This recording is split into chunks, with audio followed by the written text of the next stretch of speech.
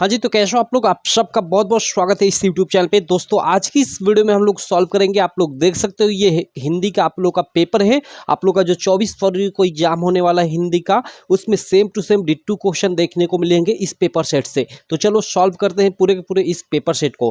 पहले आप लोग का जो 20 मार्क का एमसीक्यू जो है ओएमआर बेस्ड वाला, उसको सॉल्व करेंगे। और उसके बाद फिर जो आपका सब्जेक्टिव क्वेश्चन इधर है, आपका संदर्भ व्याख्या वाला, जीवन परिचय वाला, वो सभी हम लोग सॉल्व करेंगे। तो चलो सबसे पहले हम लोग एमसीक्यू सॉल्व करते हैं। आप लोग देख सकते हो ये हिंदी का आपका पेपर है, ठीक है। आप लोग देख सकते हो यहाँ पे आपका निर्देश दिया हुआ है। निर्देश में आप लोग देख सकते हो 15 मिनट आपको प्रश्न पत्र पढ़ने के लिए मिलेगा और 3 घंटे पेपर करने के लिए, यानी कुल टाइम आपको 3 घंटे 15 मिनट मिलेगा। आपका 70 मार्क का पेपर होगा, सब लोग जानते हो। और 30 मार्क का स्कूल लेवल पर प्रैक्टिकल का एग्जाम, यानी 100 मार्क का पूरा आपका पेपर है, ठीक। 20 मार्क के आपके 20 बहुविकल्पीय प्रश्न होंगे जिनका आंसर आपको ओएमआर शीट पे देना होगा। और उसके बाद 50 मार्क के वर्णनात्मक प्रश्न होंगे जिनका आंसर आपको कॉपी पे अच्छे से लिखना होगा। तो चलो सबसे पहले हम लोग खंड अ के अंतर्गत जो बहुविकल्पीय प्रश्न है उनको करते हैं। पहला क्वेश्चन आप स्क्रीन पे देख सकते हो, वेरी वेरी इंपॉर्टेंट है। रस मीमांसा के लेखक हैं, रस मीमांसा के लेखक आचार्य रामचंद्र शुक्ल हो जाएंगे। सभी लोग जानते हो, फर्स्ट ही चैप्टर आपके लिखे हैं रामचंद्र शुक्ल, और उसमें आपने पढ़ा होगा रस मीमांसा। उसके बाद देखो सेकंड क्वेश्चन क्या है कि तितली कृति की विधा है। ओके, तितली जो कृति है इसकी विधा पूछा जा रहा है। तो आपने पढ़ा होगा कंकाल तितली इरावती, जिसमें इरावती अपूर्ण है, ठीक है। तो कंकाल तितली इरावती ये किस विधा पे आधारित रचनाएं हैं? तो उपन्यास विधा पे आधारित रचनाएं किसकी है? तो जयशंकर प्रसाद जी की। क्लियर है? चलो तो सेकेंड क्वेश्चन भी क्लियर। थर्ड क्वेश्चन देख लेते हैं। थर्ड क्वेश्चन है कि डॉक्टर राजेंद्र प्रसाद लेखक है। डॉक्टर राजेंद्र प्रसाद किसके लेखक है? ये रचनाएं दी गई हैं। तो देखो गांधी की देन, पहला ही ऑप्शन सही है, गांधी की देन के। और इंद्रजाल के, तो भाई इंद्रजाल किसकी रचना है? इंद्रजाल जयशंकर प्रसाद जी की ही रचना है। ये किसकी? जयशंकर प्रसाद जी की ही रचना है।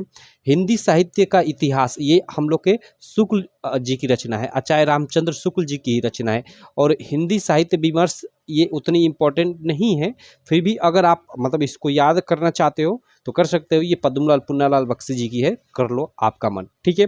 देखो ये सारी की सारी मैं एक्सप्लेन चीज़ें कर दे रहा हूँ इसलिए क्योंकि पूरा पूरा आपका देखो 7 सेट आएगा। जो 24 फरवरी को आपका हिंदी का पेपर है, तो पूरे आपका यूपी बोर्ड भाई बड़ा बोर्ड है, ठीक है। और कोई भी बोर्ड है, ऐसा नहीं कि यूपी बोर्ड, हर एक बोर्ड में ऐसा होता है। तो यूपी बोर्ड में हर एक साल जैसे हिंदी का 7 पेपर सेट बनेगा, कुछ जिलों में कोई कोड जाएगा, कुछ जिलों में कोई कोड जाएगा। तो अब हमें नहीं मालूम कि किस जिले में कौन सा कोड जाएगा, इसलिए ये सारी चीज़ें मैं डिटेल में बताता हूँ, क्योंकि एक ही चीज़ें इधर उधर कर कर पूछी जाती है एग्जाम में, इस बात को ध्यान रखना। चलो तो ये तीसरा क्वेश्चन हो गया। इधर आ जाता हूँ, 1 मिनट रुक जाओ, थोड़ा फोल्ड कर लेता हूँ और हम लोग चौथा क्वेश्चन देखते हैं भाई।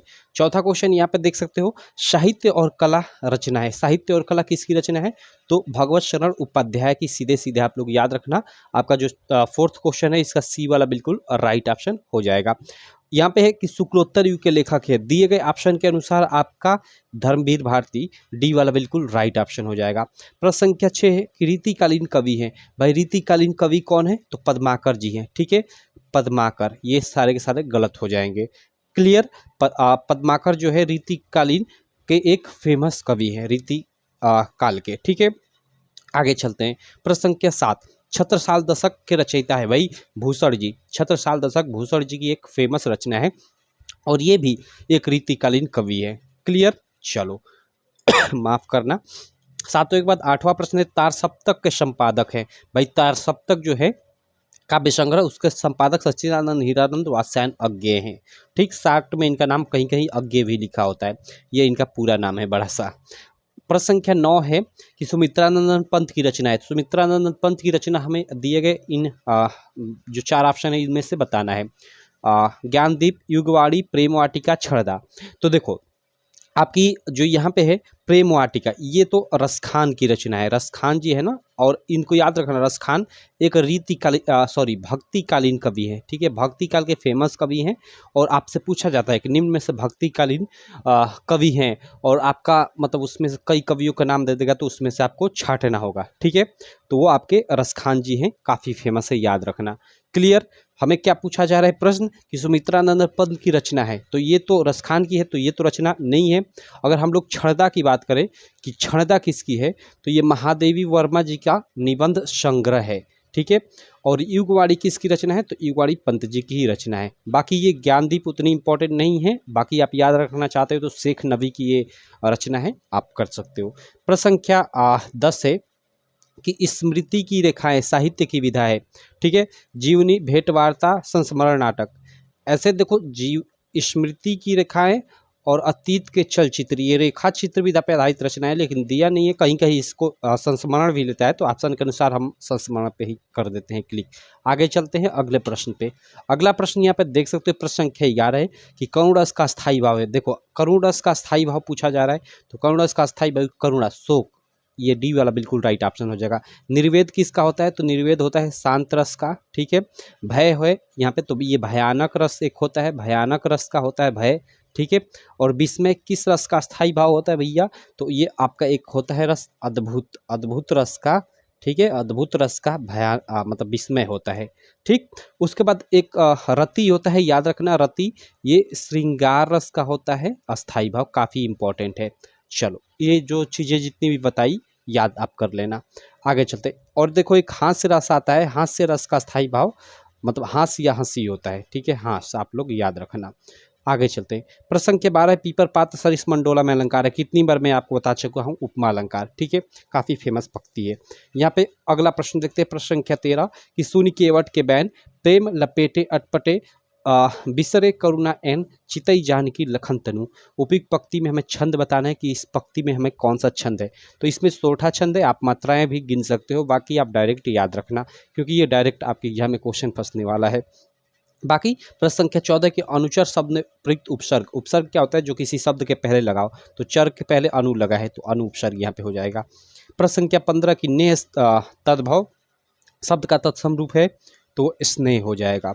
वेद पुराण में समास है, वेद पुराण समास विग्रह करोगे तो वेद और पुराण, या जैसे माता पिता, तो समास विग्रह करोगे तो माता और पिता, बीच में हाइफन आता है, समास विग्रह करने पे और अथवा या आता है बीच में, तो ये द्विगु समास होता है, ठीक है। द्वंद्व समास क्या होता है, जैसे संख्या बोधक, जैसे त्रिभुज, ठीक। चलो, उसके बाद प्रश्न संख्या 17 युष्मत् शब्द का पंचमी विभक्ति बहुवचन रूप होगा। देखो, ये तो सर्वनाम शब्द रूप है, आपको ये याद ही करना पड़ेगा। आप एक तद का और युष्मद, दो ये सर्वनाम शब्द मतलब सर्वनाम रूप याद कर लेना, यहाँ इसी से क्वेश्चन पूछेगा, ठीक है। इसका आप स्त्री, पुल्लिंग, नपुंसकलिंग सारा आपको याद करना पड़ेगा।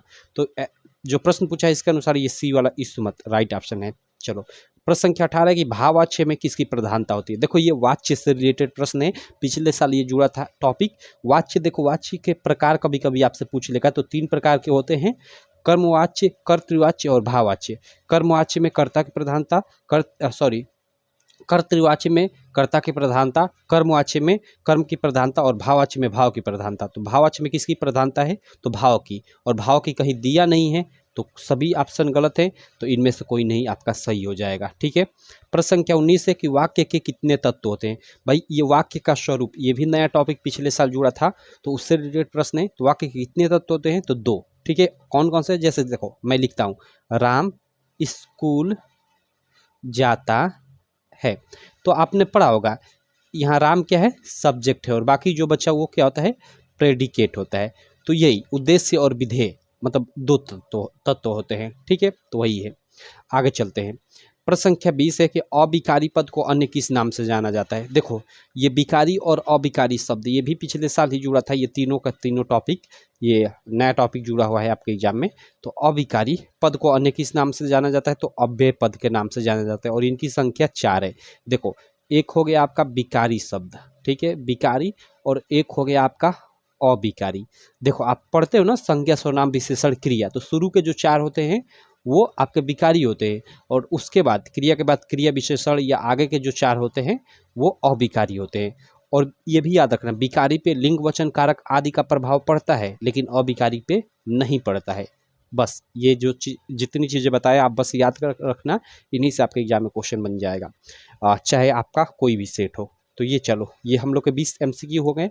अभी इधर आ जाता हूँ, 1 मिनट, इसको थोड़ा सा फोल्ड कर लेता हूँ, और MCQ के बाद खंड अ के बाद खंड ब में हम लोग आ जाते हैं। और इसमें जो आपका वर्णनात्मक प्रश्न जो है, ठीक है, यानी जो संदर्भ व्याख्या वाला, जीवन परिचय वाला, खंड काव्य वाला, इन सब को हम लोग चलते हैं, सॉल्व करते हैं।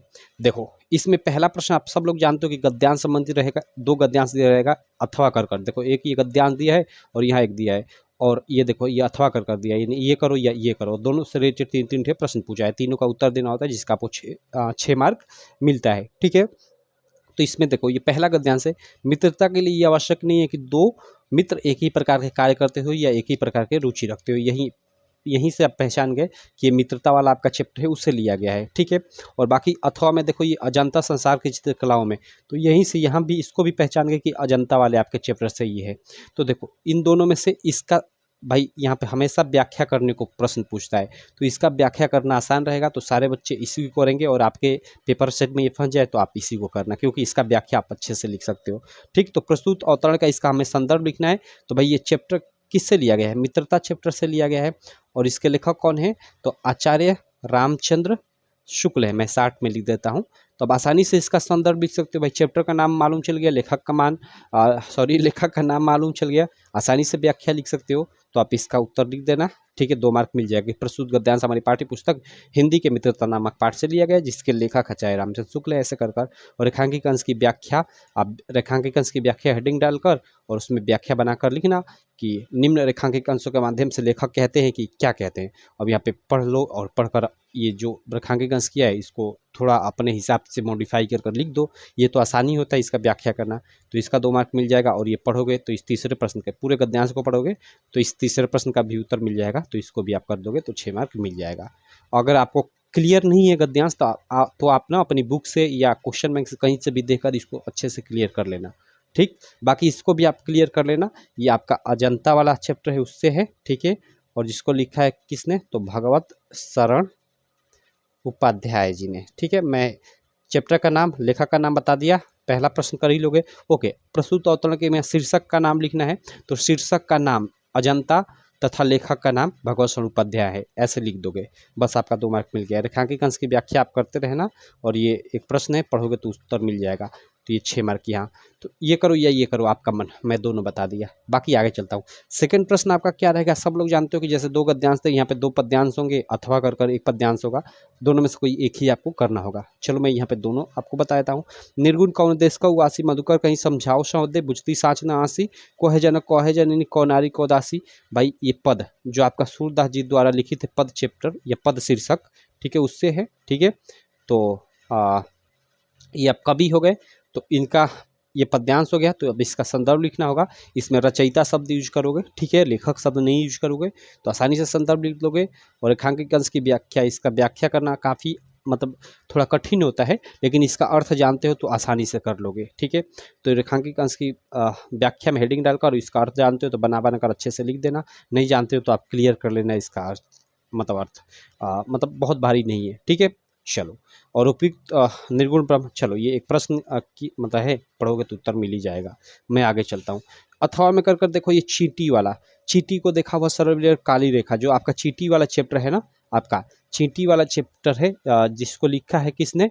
तो जिसको लिखा है पंत जी ने, सुमित्रानंदन पंत। ठीक है, उससे ये लिया गया है, ये मतलब ये आपका पद्यांश, और यहाँ पे 4 ठे ये रेखांकित अंश किया गया है, जिसकी व्याख्या करना काफ़ी आसान है, क्योंकि यहाँ पे व्याख्या पूछा है, तो व्याख्या कर देना। भाई चैप्टर का नाम, कवि का नाम बता दिया, तो संदर्भ भी लिख लोगे, और ये प्रश्न का उत्तर आप दे देना, पढ़ोगे तो आ ही जाएगा आराम से, तो ये आपका 6 मार्क मिल जाएगा। तो मैं दोनों बता दिया, आप क्लियर नहीं है तो क्लियर कर लेना बुक से अपनी। ठीक है, बाकी आगे चलता हूँ। तीसरा प्रश्न आपका, जैसे संस्कृत आपकी अनिवार्य संस्कृत है, उसमें से 2 गद्यांश में से किसी एक का, बीच में अथवा दिया, 2 गद्यांश दिया रहेगा, इसमें से किसी एक का आपको संदर्भ लिखना रहेगा, साथ में हिंदी अनुवाद करना रहेगा, जिसका आपको 5 मार्क मिलेगा। जैसे ये वाराणसी सुविख्यात प्राचीन नगरी, यहीं से पहचान गई, ये वाराणसी वाला जो आपका चैप्टर है उससे है। और भाई वाराणसी का मतलब हिंदी अनुवाद करना भी काफ़ी आसान है, तो सब लोग इसी को करना, बाकी इसको भी कर सकते हो। ये आम राष्ट्रद्रोह यवनराज, ओके, ये देशभक्त चंद्रशेखर जो है ना, देशभक्त चंद्रशेखर, उससे ये ली गई है पंक्तियाँ। तो दोनों में से कोई भी कर सकते हो, आपका मन, जिसका आपको हिंदी अनुवाद आसानी से मतलब आ रहा हो आप कर लेना, या दोनों ये हिंदी अनुवाद क्लियर कर लेना। बाकी आगे चलते हैं प्रश्न संख्या 4 पे। ठीक, संदर्भ लिखोगे, उसके बाद हिंदी अनुवाद लिखोगे, आपको 5 मार्क मिल जाएगा, दोनों में से किसी एक का। प्रश्न संख्या 4 है, जैसे ये गद्यांश था, तो इन्हीं के बीच बीच में श्लोक दिया हुआ है, तो श्लोक जैसे ये आपका प्रबुद्धो ग्रामीण वाला चैप्टर है, ठीक है, उससे ये आपका मतलब ये लिया गया है। प्रबुद्ध ग्रामीणा से आपदोग्रामी च साक्षरो न च पंडिता मुक्त। तो ये आप मतलब इसका आपको क्या करना है कि इसका आपको संदर्भ लिखना है और हिंदी अनुवाद करना है। तो आसानी से भाई संदर्भ लिख दोगे। प्रस्तुत संस्कृत पद्यांश, यहाँ पद्यांश शब्द यूज करोगे। प्रस्तुत संस्कृत पद्यांश हमारी पाठ्य पुस्तक हिंदी के संस्कृत खंड के प्रबुद्ध ग्रामीण नामक पाठ से लिया गया है। बस इतना ही, इसमें लेखक या कवि ववि का नाम नहीं लिखना होता है। ठीक, ये हो गया, तो संदर्भ हो गया। और उसके बाद जो भी हिंदी अनुवाद हो आप कर दो, 5 मार्क मिल जाएगा। काफ़ी आसान है। इसको नहीं करना चाहते तो इसको भी कर सकते हो, क्योंकि नीचे अथवा दिया है। और ये आपका जीवन सूत्राणी वाला जो चैप्टर है उससे ये लिया गया है। तो आपका मन जो करो। बाकी 5वां प्रश्न आपका खंड काव्य संबंधित होता है। तो खंड काव्य हर जिले का भाई अलग अलग होता है। ठीक है, तो आप देख लेना आप किस जिले से हो, आप अपने जिले से रिलेटेड खंड काव्य तैयार कर लेना। ठीक है, ये 3 मार्क आपके एग्जाम में आता है। चलो, अब इसमें 2-2 प्रश्न पूछा होता है। जैसे आपके एग्जाम में मान लो मुक्ति दूत खंड काव्य आता है, तो इसमें से खोजो मुक्ति दूत कहाँ है। तो मुक्ति दूत यहाँ अंत में है। अब इसमें से 2 प्रश्न पूछा है, तो दोनों में से किसी एक का, कि तो ये ऊपर वाले का आंसर दो या नीचे वाले का, 2 में से किसी एक का ही आंसर देना है। ठीक है, काफ़ी लड़के कन्फ्यूज होते हैं कि इन दोनों का लिखना है, तो नहीं, कि दोनों में से किसी एक का लिखना होता है। और जो आपके जिले में आता है उसी का लिखना है, बाकी आपको छोड़ देना है। अगर मुक्ति दूत आता है तो बस मुक्ति दूत ये 2 पूछा है क्वेश्चन, इसमें से किसी एक का आंसर लिखना है, बाकी इनसे कोई मतलब नहीं है आपका। ठीक है, चलो प्रश्न संख्या 5 के बाद प्रश्न संख्या 6 में 2 प्रश्न पूछता है, क और ख। क में लेखकों का जीवन परिचय और ख में कवियों का जीवन परिचय।